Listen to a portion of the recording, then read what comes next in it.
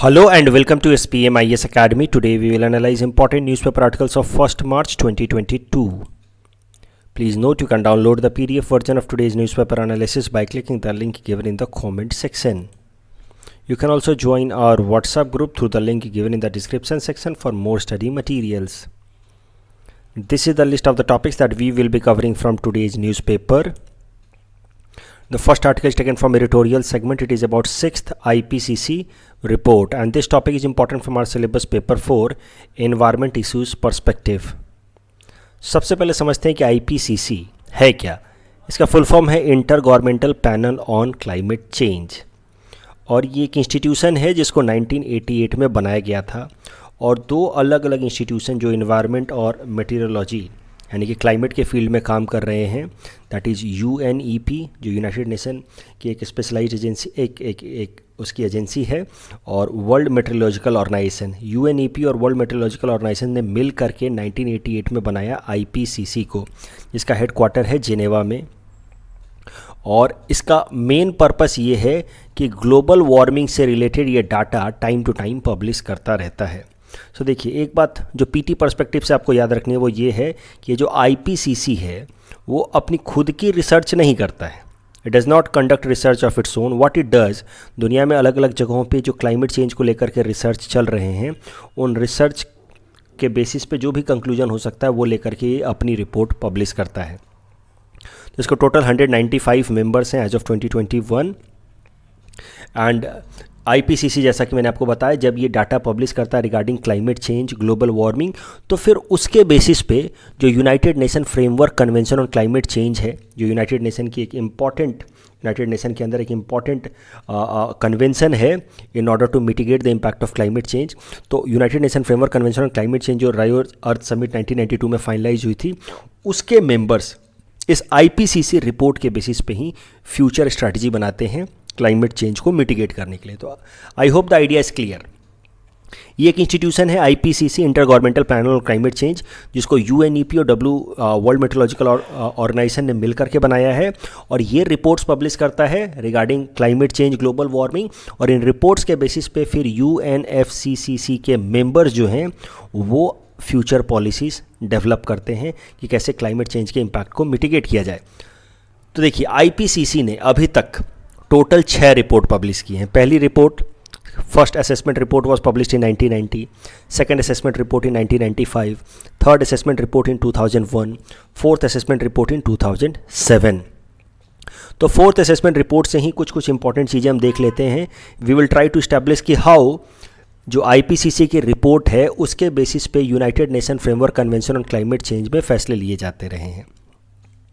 तो देखिए, according to the fourth assessment report, greenhouse gas emissions increased by 70% between 1970 to 2004 and sea level could be about 60 centimeter higher by 2100 as compared to 1990.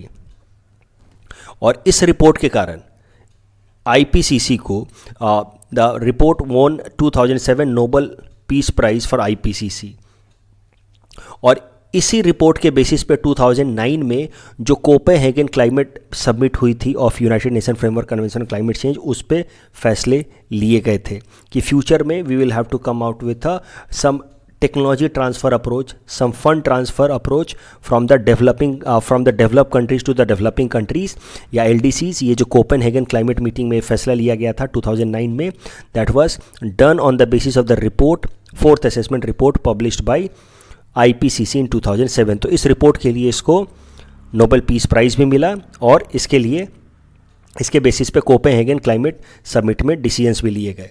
उसके अलावा fifth assessment report, अभी देखिए fifth assessment report कितना important था. इस fifth assessment report में इन्होंने कहा कि हमें ग्लोबल वार्मिंग को 1.5 डिग्री सेल्सियस से नीचे रखना है with respect to pre industrial level. तो जो भी लगभग 1870 से पहले हमारा इंडस्ट्रियलाइजेशन था उस टाइम में जो भी हमारा ग्लोबल टेम्परेचर था, एवरेज टेम्परेचर था, उससे हमें 1.5 डिग्री सेल्सियस से ज़्यादा टेम्परेचर बढ़ने नहीं देना है by 2100. That was fifth assessment report and you know this target, how important it is. It laid basis for COP21 और उसके बेसिस पे ही फिर हमने COP21 में जो United Nation framework convention on climate change की कॉन्फ्रेंस ऑफ पार्टी नंबर 21 थी, वहाँ पे हमने पेरिस एग्रीमेंट को फाइनलाइज किया इन दिसंबर 2015। आपको याद होगा, ये तो APSC PT में भी इससे रिलेटेड सवाल आया था। प्री इंडस्ट्रियल लेवल की तुलना में अगर टेम्परेचर 2 डिग्री सेल्सियस से उससे ज़्यादा राइज हो गया तो there will be massive catastrophe as per IPCC report number 5। तो इस रिपोर्ट के हिसाब से the earth has already warmed by 1.1 degree Celsius with respect to pre industrial level, और हमें एट मैक्स बाय 2100 ईयर तक हमें एट मैक्स टेम्परेचर राइज को 1.5 डिग्री सेल्सियस तक रोकना है।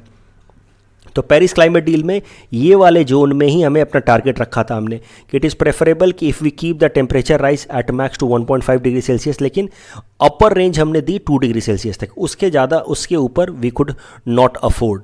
लेकिन जो current according to some reports, अगर जो जिस तरीके से अभी हम ग्रीन हाउस गैस इमिशन कर रहे हैं, if you follow the same approach then there will be about 2.9 degree Celsius temperature rise with respect to pre-industrial level by 2100 and which could be massive in terms of catastrophe। अब जरा देखिए, अभी तक तो 5 assessment report की हमने बात कर ली। जो करंट न्यूज़ है वो है 6th असेसमेंट रिपोर्ट को लेकर के। तो इनफैक्ट 6th असेसमेंट रिपोर्ट का पहला पार्ट अगस्त 2021 में, यानी कि पिछले साल 6th असेसमेंट रिपोर्ट का पहला पार्ट रिलीज़ किया था IPCC ने। उसका टाइटल था climate change 2021 the physical science basis. इसमें उन्होंने 6th असेसमेंट रिपोर्ट के फर्स्ट पार्ट में जो उन्होंने बातें बताई थी उसको भी एक बार रिवाइज कर लेते हैं, फिर करंट न्यूज़ पे आएंगे। सो देखिए, 6th असेसमेंट रिपोर्ट की खासियत क्या थी? सबसे इंपॉर्टेंट बात ये थी कि in all the previous assessment reports the IPCC had said that human activities were likely behind rising temperature because there have been a lot of uncertainty also regarding rising temperature, कि भाई ये जो temperature rise हो रहा है इसके पीछे सच में क्या ह्यूमन एक्टिविटीज़ हैं, क्योंकि there are some radical theories also which claim कि no, global warming, climate change is a natural phenomenon. It's not the human activities, not anthropogenic activities that is behind this global warming and climate change। तो पुराने जितने भी report थे, 5 assessment report, वहाँ पे IPCC ने कहा कि human activities we are likely behind rising temperature. But जो लेटेस्ट रिपोर्ट पब्लिश की उन्होंने 6th असेसमेंट रिपोर्ट का पहला पार्ट इन अगस्त 2021, वहाँ पे उन्होंने क्लियरली कहा, अनइक्विवोकली कहा, मतलब क्लियरली कहा उन्होंने कि it was indeed the case, मतलब it was not the human activity that likely raise to or led to global warming, it was actually human activities that has led to global warming. उसके अलावा उन्होंने ये भी कहा कि 2 degree Celsius warming is likely to get exceeded by the end of this century. तो जो 2 degree Celsius का हमने टारगेट रखा है पेरिस क्लाइमेट डील में, वो एनी हाउ ब्रीच होने वाला है बाय 2100 जिस तरीके से हमारी एक्टिविटीज जा रही हैं। और उन्होंने ये भी कहा कि if the business as usual scenario prevail होता है तो ग्लोबल वार्मिंग का जो लेवल होगा, टेम्परेचर राइज जो होगा प्री इंडस्ट्रियल लेवल की तुलना में लगभग 4 डिग्री सेल्सियस तक ज़्यादा हो जाएगा बाय द ईयर 2100। अब करंट न्यूज़ देखते हैं। करंट न्यूज़ ये है कि जो 6th असेसमेंट रिपोर्ट थी उसका सेकेंड पार्ट पब्लिश किया है IPCC ने। तो इसके की पॉइंट्स देखते हैं 6th असेसमेंट रिपोर्ट के सेकेंड पार्ट के। IPCC का जो 6th असेसमेंट रिपोर्ट है उसने कहा है कि there will be multiple climate induced disasters in next 2 decades even if steps are taken to reduce the green house gas emission. तो ये काफ़ी, मतलब आप समझिए कि थोड़ी सी चिंताजनक बात है कि आने वाले 2 डिकेड्स में 20 सालों में बहुत सारे क्लाइमेट चेंज इंड्यूस्ड डिजास्टर जैसे कि फ्लड्स, जैसे कि क्लाउड बर्स्ट होने वाले हैं, लैंडस्लाइड्स होने वाले हैं as per IPCC second report of 6th assessment. उन्होंने कहा है कि लगभग 3.5 billion people, that is about 45% of the people are living in highly vulnerable areas to climate change and they will be affected in coming 2 decades. और जहाँ तक India का सवाल है तो according to IPCC this report, India is one of the country that lies in vulnerable hot spots and most of the important cities of our country like Ahmedabad or Mumbai are going to face many climate change induced disasters like flooding या sea level rise। तो इस report में नई बातें क्या कही गई हैं, 2 जो मुख्य बातें कही गई हैं उन पे ज़रा फोकस करते हैं। देखिए, इस रिपोर्ट में there have been regional and sectoral impact of climate change, region based and sector based impact of climate change. मतलब मुद्दा ये है कि इसके पहले तक इन जनरल क्लाइमेट चेंज यानी कि ग्लोबल लेवल पे क्या असर पड़ेगा क्लाइमेट चेंज का, क्या टेम्परेचर राइज का, वो पब्लिश करते थे आईपीसीसी अपने रिपोर्ट में। लेकिन इस बार अलग अलग रीजन में, यानी कि आप समझिए कि काफ़ी ग्रैनुलर लेवल पे इस बार रिपोर्ट पब्लिश की गई है। अलग अलग रीजन पे क्या इम्पैक्ट पड़ेगा, अलग अलग सेक्टर पे क्या इम्पैक्ट पड़ेगा, वो बताया है इस बार आईपीसीसी ने अपने इस 6th रिपोर्ट में। So this is for the first time कि सच अ granular information has been provided, assessment of regional and sectoral impacts has been done for the first time। और इसी रिपोर्ट में फिर उन्होंने कहा, ये याद रख लेना आप, इन्वायरमेंट से रिलेटेड जब भी सवाल आ जाए तो आपको लिखना है। इसी रिपोर्ट में उन्होंने कहा है कि Mumbai is at high risk of sea level rise and flooding while Ahmedabad faces serious danger of heat waves. तो ये 2 फैक्ट्स याद रख लेना कि अहमदाबाद आने वाले 20 सालों में बहुत सारे हीट वेव्स फेस कर सकता है according to this IPCC report, and Mumbai is at high risk of sea level rise and flood.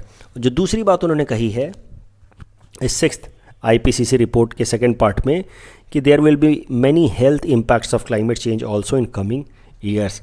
तो हेल्थ इम्पैक्ट में कैसा होगा कि there will be rise in vector borne diseases and water borne diseases. तो vector borne disease जैसे कि malaria, dengue, इनमें काफ़ी राइज होगा, और खासकर सब ट्रॉपिकल रीजन में जैसे एशिया में, खासकर इंडियन सब कॉन्टिनेंट में ये प्रॉब्लम्स बढ़ेंगी, जैसे कि मलेरिया या डेंगू की। तो अब समझते हैं कि वेक्टर बॉर्न डिजीज़ होते क्या हैं। देखिए, वेक्टर बॉर्न डिजीज़ समझने से पहले समझते हैं वेक्टर क्या होता है। तो वेक्टर वो ऑर्गेनिज्म होता है जो किसी एक इन्फेक्टेड एनिमल या इंसान से पैरासाइट्स को लेकर के या पैथोजेंस को लेकर के दूसरे इंसानों के अंदर वो ट्रांसफ़र कर देता है, जिससे दूसरे इंसान या जानवर भी बीमार हो जाएं। तो मान लीजिए कि एक इंसान है और इसको कोई एक मच्छर काट लेता है, और वो मच्छर फिर जाकर के दूसरे इंसान को काट लेता है, जिससे दूसरा इंसान भी इन्फेक्टेड हो जाए from disease like chikungunya, malaria. तो फिर आप कहेंगे कि ये दूसरा इंसान है, उसको वेक्टर बॉर्न डिजीज़ हो गया। और ये जो मच्छर था, मॉस्किटो था, that is particularly known as vector in this particular case. तो वेक्टर वो ऑर्गेनिज्म होता है जो एक इन्फेक्टेड एनिमल या इंसान से पैथोजेंस को दूसरे हेल्दी एनिमल या इंसान में ट्रांसफ़र कर देता है, जिससे वो भी इंसान बीमार हो जाए। इसके एग्जांपल्स हो सकते हैं वेक्टर बॉर्न डिजीज़ के, malaria, dengue, chikungunya, yellow fever. अब जो वेक्टर्स होते हैं दे आर आर्थ्रोपॉड्स।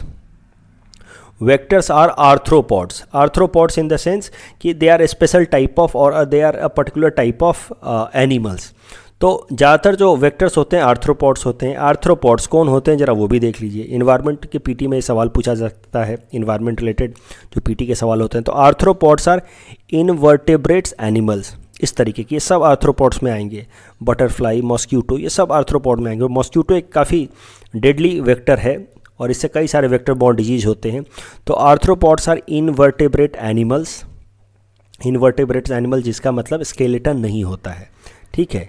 उसका आप समझिए कि इंडोस्केलेटन, शरीर के अंदर स्केलेटन नहीं होता है, खासकर उसके रिब केजेस वगैरह नहीं होंगे, और तो उसका स्पाइन नहीं होगा। तो arthropods are invertebrate animals and they have exoskeleton, मतलब उनकी अगर कुछ हड्डियां होती भी हैं तो उनके बॉडी के आउटर लेयर पे होती हैं। इसी को कहते हैं हम लोग exoskeleton. Exo outside, skeleton outside bones. And तो एक खासियत तो ये हो गई आर्थ्रोपॉड्स की कि they are having invertebrate. Second, they are exoskeleton and they have segmented body, यानी कि अगर उनके आप बॉडी को देखेंगे तो उसके 2 पार्ट होंगे। जैसे आप कॉकरोच को भी देख लीजिए तो उसका सेगमेंटेड बॉडी होता है, 2 पार्ट होता है। जैसे ये वाला पार्ट एक हो गया, बीच में सेगमेंट, और फिर ये दूसरा part. And about 75% of the animals are arthropods in the world and they play a major role in maintaining any kind of ecosystem. तो मुद्दा ये है कि 6th रिपोर्ट में कहा गया है कि रीजनल एंड सेक्टरल इम्पैक्ट का असेसमेंट करते हुए कि बहुत सारे एरियाज़ में जैसे मुंबई में या अहमदाबाद में क्लाइमेट चेंज इंड्यूस्ड डिजास्टर्स बढ़ेंगे।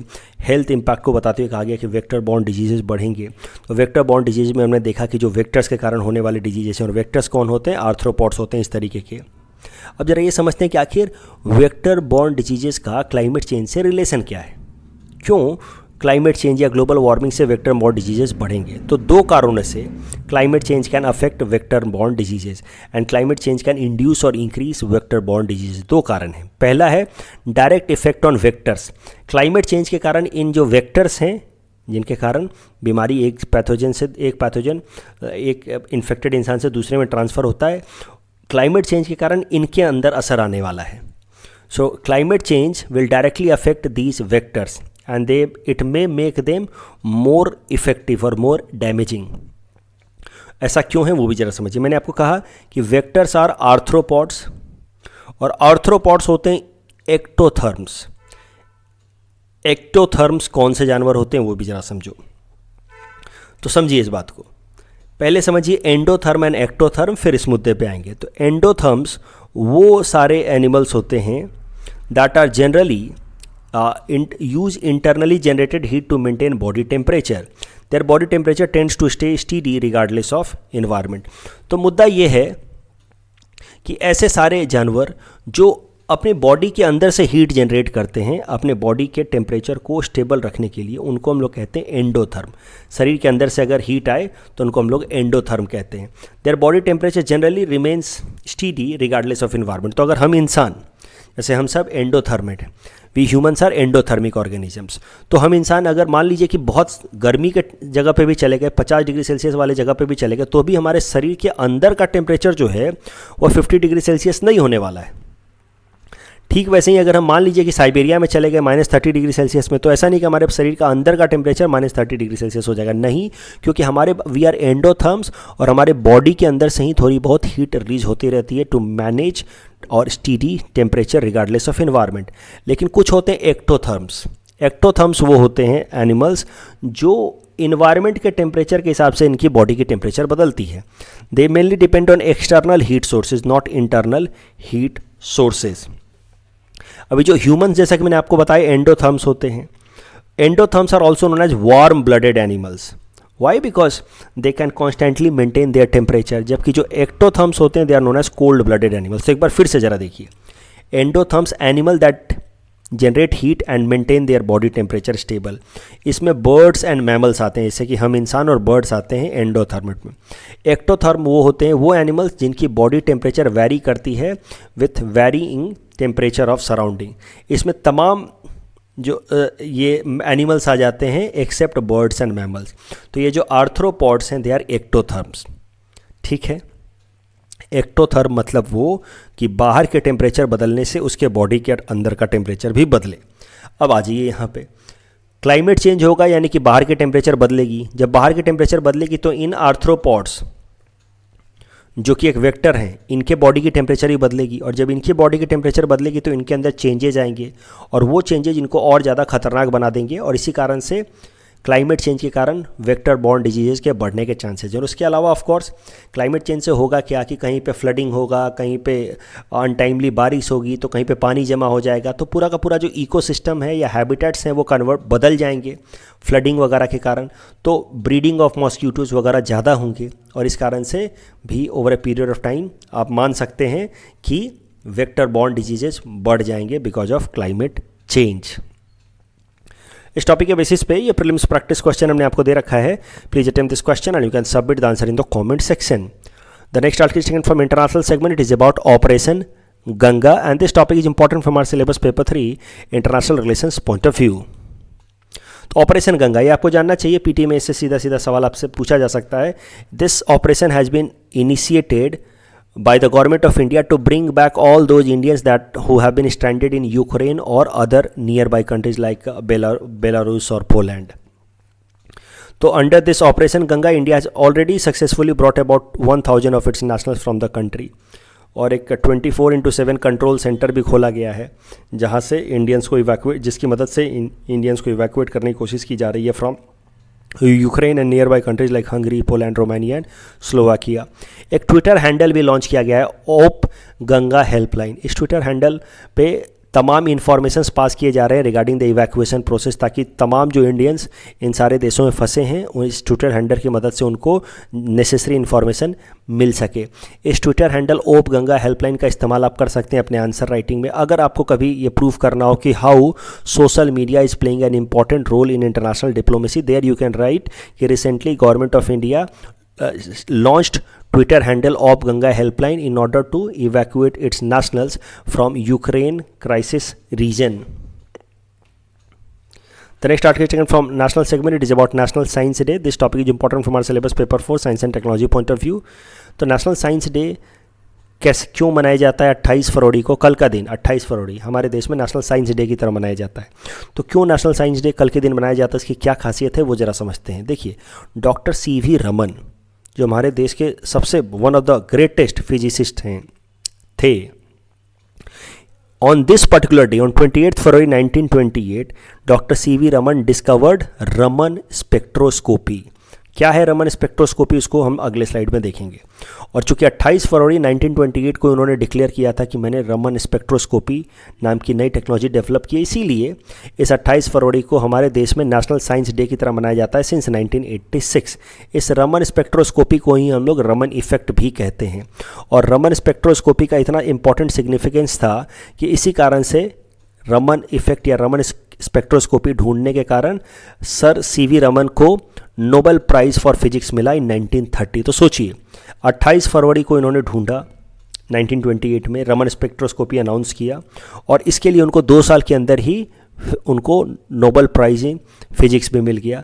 और इसी कारण से 28 फरवरी के दिन को हम लोग नेशनल साइंस डे की तरह मनाते हैं। और जो थीम है इस साल का 2022 का नेशनल साइंस डे है, इसका थीम है integrated approach in science and technology for sustainable future. तो ये रट लेना PT से पहले।